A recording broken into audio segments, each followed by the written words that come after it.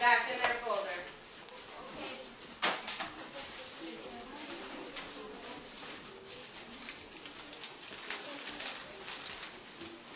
Now I need you to try this again.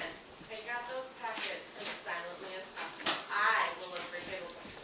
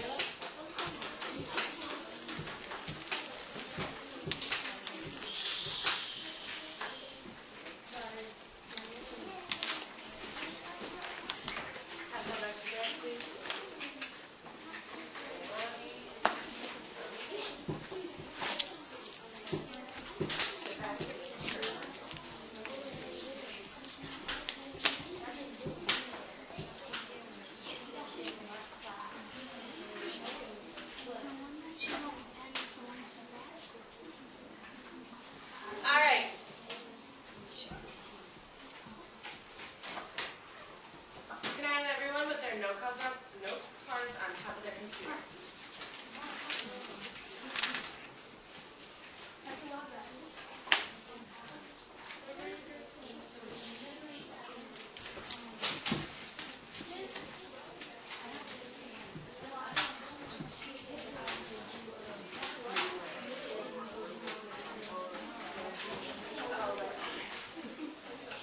Linda, which direction are you supposed to be facing?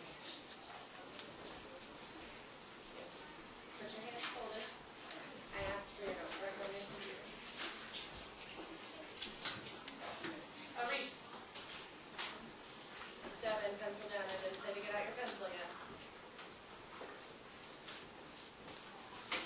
Amaya?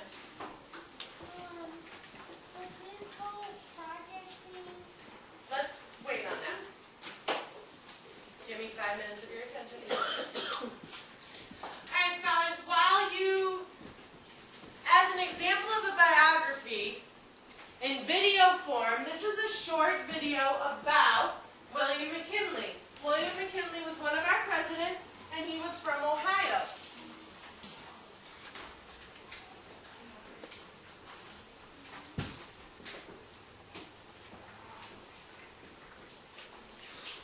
Everything in this short 3-minute video is what you may need to include in your biography.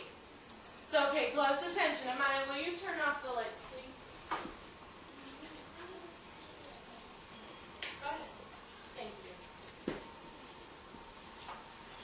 William McKinley was the 25th President of America and was assassinated by anarchist Leon Kolgaz.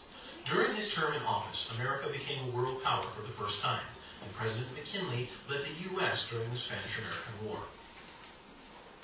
William McKinley was born on January 29, 1843, in Niles, Ohio. William McKinley Jr. was named after his father, and he dropped the junior on his father's death. William McKinley was of Scots, Irish, and English descent. He was assassinated on September 14, 1901, in Buffalo, New York. The career of William McKinley included the roles of lawyer, politician, and statesman. McKinley received a good education and attended the Albany Law School in New York. He became the 25th President of America in 1897 and served until his assassination in 1901. William McKinley married Ida Saxton on January 25, 1871. They had 2 children, whose names were Catherine and Ida. Ida suffered with various illnesses and was constantly cared for and supported by her husband, ensuring her dignity and her comfort. William McKinley belonged to the Republican political party. He was 54 years old when he was inaugurated as the 25th president. Inauguration is a president's swearing-in ceremony.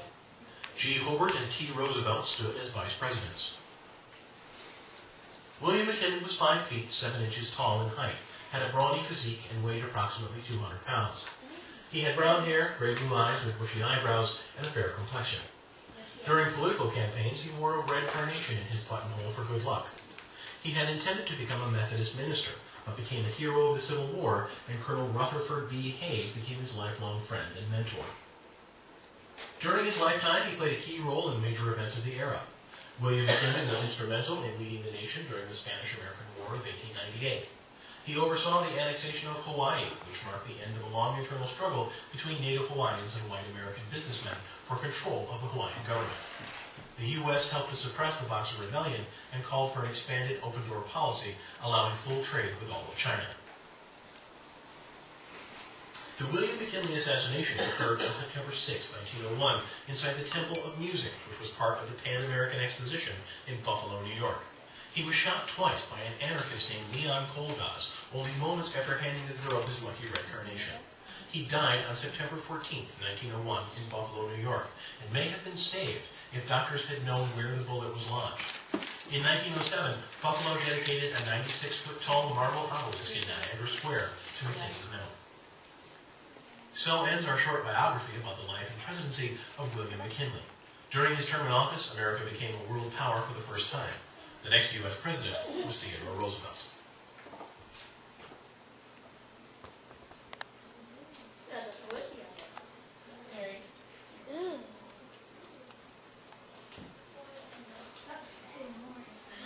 Alright, scholars, so that's an example of a short video biography. It listed all the information that you will need in your biography.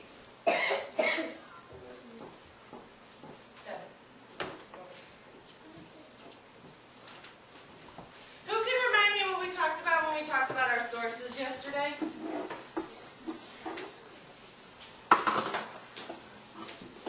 There were, Joshua, what kind of sources do we have? The two that we talked about yesterday. Primary. Okay, what does primary mean? If you saw it. Yeah, if you were actually there, or there was something written during that time. What about secondary? Harry? Secondary is when you heard about it, or like somebody told you, but you weren't exactly there. Right, or you're a researcher writing a research paper, kind of like. So, today, you are going to get the chance to research, or begin research on your person. Every one of you will have a stack of note cards that you labeled yesterday with what 8 things you need on your president or famous Ohioan.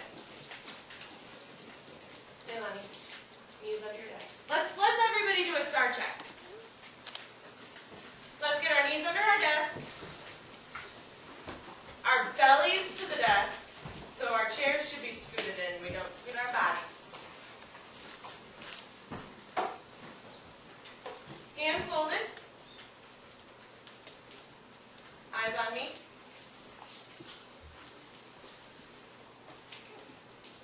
I'm going to allow you to use 4 different websites, or maybe 5. I think there's 4 different websites that I emailed to you.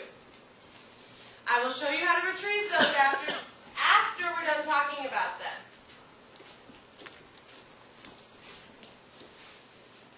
One of the websites, I have to get to my email. I got it.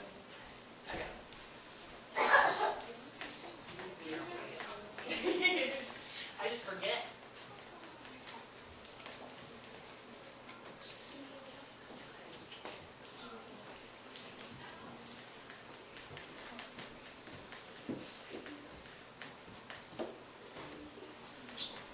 The first website is great for your presidents.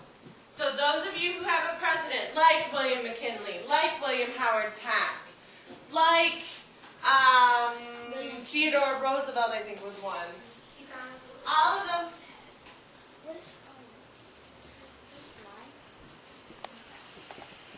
All of those scholars who have presidents can go to this first website. But since not everyone can go there, I'm going to show you one website that is great for everybody. This is OhioHistoryCentral.com. Why do you think I chose this website specifically specifically for what's a good website to use. Derek, how do you think I knew that it would have everybody in it? Yeah, and what are we researching? Famous Ohioans. That's the word for people from Ohio, yeah. So let's say, for example, that I have Perry. Who's yours? Oliver Hazard Perry. Oliver Hazard Perry. All I have to do is type the name of my person in that search bar, and all of these sources relating to Oliver Hazard Perry in Ohio show up here. Let's look at this one because it has his name in it. Perry's Victory and International Peace Memorial. Why did I pick this one again? I just said it. Samara? Because it has his name in it. So it probably has a lot of information about him.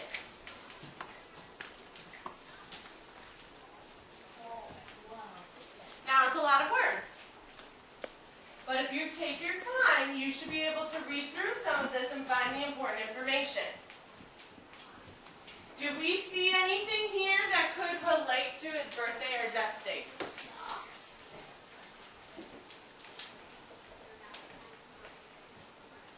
Let me read it. Hands down.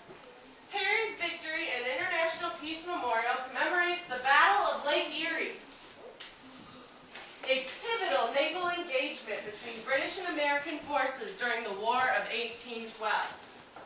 At the beginning of the War of 1812, the United States sent Oliver Hazard Perry to command the American forces on Lake Erie. I'm going to stop there. We have 8 different things that we need to have filled out on our note cards. One of them is what he or she is famous for. Perry, look here. It says, at the beginning of the War of 1812, the United States sent Oliver Hazard Perry to command the American forces on Lake Erie. What is his job? What is he famous for? RL, what's he famous for?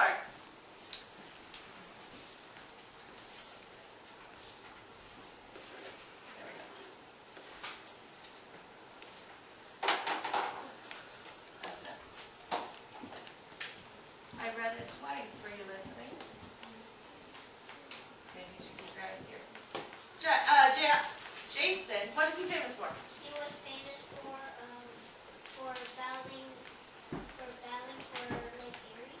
He commanded the American forces on Lake Erie. So I'm going to take that information. And the first thing I need to do is I need to know, is this website primary or secondary? I'm asking scholars to raise their hands. Natea?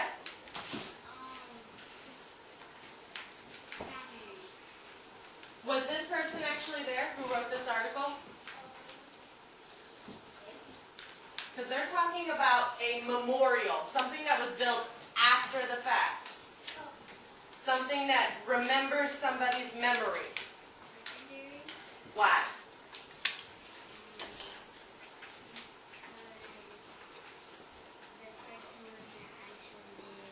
Here are some clues that'll tell you if a source, Perry. Here are some clues that'll tell you if the source is primary. It's a journal entry. It has quotation marks around it, Armand. That could be a quote from somebody who was actually there and gave a report. Evan, you sit up. Head off your hands. Thank you. Devin. It is a news video. All of those things are primary sources. Videos or pictures of people actually there, maps, all of these things are primary sources.